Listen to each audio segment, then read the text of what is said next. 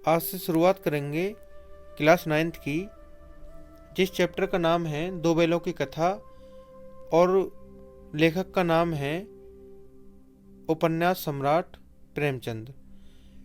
प्रेमचंद बहुत बड़े उपन्यासकार रहे। उन्होंने बहुत बड़े बड़े उपन्यास और जो बहुत ज़्यादा प्रसिद्ध उनके उपन्यास हुए वो उन्होंने लिखे। और इस चैप्टर के माध्यम से, जैसे हम पहले से बताते आए हैं, इस चैप्टर के माध्यम से प्रेमचंद जी क्या कहना चाहते हैं और समाज के लिए क्या संदेश है और इस चैप्टर को लिखने का उद्देश्य क्या है उनका। दो बैलों की कथा के माध्यम से प्रेमचंद ने कृषक समाज और पशुओं के भावात्मक संबंध का वर्णन किया है कि कैसे कृषक समाज और पशुओं में भावात्मक मतलब आत्मीयता का और अपनेपन का भाव आ जाता है। इस कहानी में उन्होंने यह भी बताया है कि स्वतंत्रता सहज में नहीं मिलती, उसके लिए बार बार संघर्ष करना पड़ता है। इस प्रकार परोक्ष रूप से यह कहानी आज़ादी के आंदोलन की भावना से भी जुड़ी हुई है।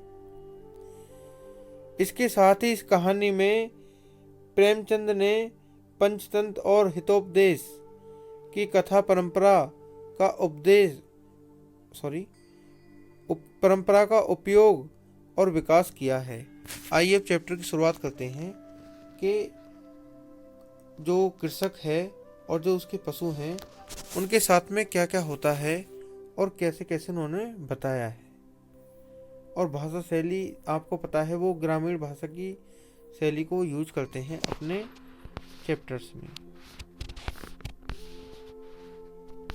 तो अब शुरुआत करते हैं दो बैलों की कथा। जानवरों में गधा सबसे मूर्ख बुद्धिहीन समझा जाता है। हम जब भी किसी आदमी को मूर्ख मतलब हम जब भी किसी को बेवकूफ़ या मूर्ख हम कहते हैं तो उसको हम गधा कहते हैं। अब इन्होंने क्या कहा है, हम जब किसी आदमी को पहले दर्जे का बेवकूफ़ कहना चाहते हैं तो उसको गधा कहते हैं। गधा सचमुच बेवकूफ़ होता है या उसके सीधेपन, उसकी निरापद सहिष्णुता मतलब बहुत ज़्यादा वो सहन करता है सब चीज़ को, कितना भी उस पर बोझा लाद दो वो कुछ कहता नहीं है कभी, ना कभी वो गुस्सा होता, ने उसे यह पदवी दे दी है। इसका निश्चय नहीं किया जा सकता।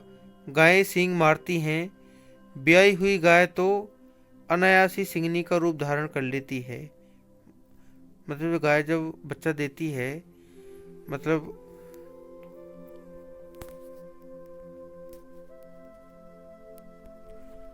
तो कभी कभी वो बहुत ज़्यादा गुस्से में उतारू हो जाती है। ये उन्होंने बताने का प्रयास किया है। कुत्ता भी बहुत गरीब जानवर है, लेकिन कभी भी उसे भी क्रोध भी आ जाता है, कभी भी उसे भी क्रोध आ ही जाता है। किंतु गधे को कभी क्रोध करते नहीं सुना न देखा। जितना चाहो गरीब को मारो, चाहे जैसी खराब सड़ी हुई घास सामने डाल दो, उसके चेहरे पर कभी असंतोष की छाया भी न दिखाई देगी। बैसाख में चाहे एकाध बार कुलेल कर लेता हो, पर हमने तो उसे कभी खुश होते नहीं देखा। उसके चेहरे पर एक विषाद मतलब दुख स्थायी रूप से छाया रहता है। सुख दुख लाभ हानि किसी भी दशा में उसे बदलते नहीं देखा। ऋषियों मुनियों के जितने गुण हैं वे सभी उसमें पराकाष्ठा को पहुंच गए हैं। मतलब जितने वो यहाँ पर ऋषि मुनियों की जो उदाहरण दिया है वो इस तरह से दिया है कि जैसे ऋषि मुनि होते ना शांत स्वभाव के बिल्कुल सीधे, ऐसे ही उसमें भी पराकाष्ठा पर वो गुण पहुंच गए हैं, पर आदमी उसे बेवकूफ कहता है। सद्गुणों का इतना अनादर नहीं देखा। कदाचित सीधापन संसार के लिए उपयुक्त नहीं है। देखिए ने भारतवासियों की अफ्रीका में क्या दुर्दशा हो रही है। क्यों अमेरिका में उन्हें घुसने नहीं दिया जाता। बेचारे शराब नहीं पीते, 4 पैसे कुछ समय के लिए बचाकर रखते हैं, जी तोड़कर काम करते हैं, किसी से लड़ाई झगड़ा नहीं करते, चार बातें सुनकर गम खा जाते हैं और फिर बदनाम हैं। कहा जाता है वे जीवन के आदर्श को नीचा करते हैं। अगर वे भी ईंट का जवाब पत्थर से देना सीख जाते तो शायद सभ्य कहलाने लगते। जापान की मिसाल सामने है। एक ही विजय ने उसे संसार की सभ्य जातियों में गणने बना दिया, मतलब गिनने लायक उसे बना दिया। लेकिन गधे का एक छोटा भाई और भी है जो उससे कम ही गधा है, और वह है बैल। जिस अर्थ में हम गधे का प्रयोग करते हैं, कुछ उसी से मिलते जुलते अर्थ में बछिए के ताऊ का भी प्रयोग करते हैं, मतलब बैल को। कुछ लोग बैल को शायद बेवकूफ़ों में सर्वश्रेष्ठ कहेंगे, मगर हमारा विचार ऐसा नहीं है।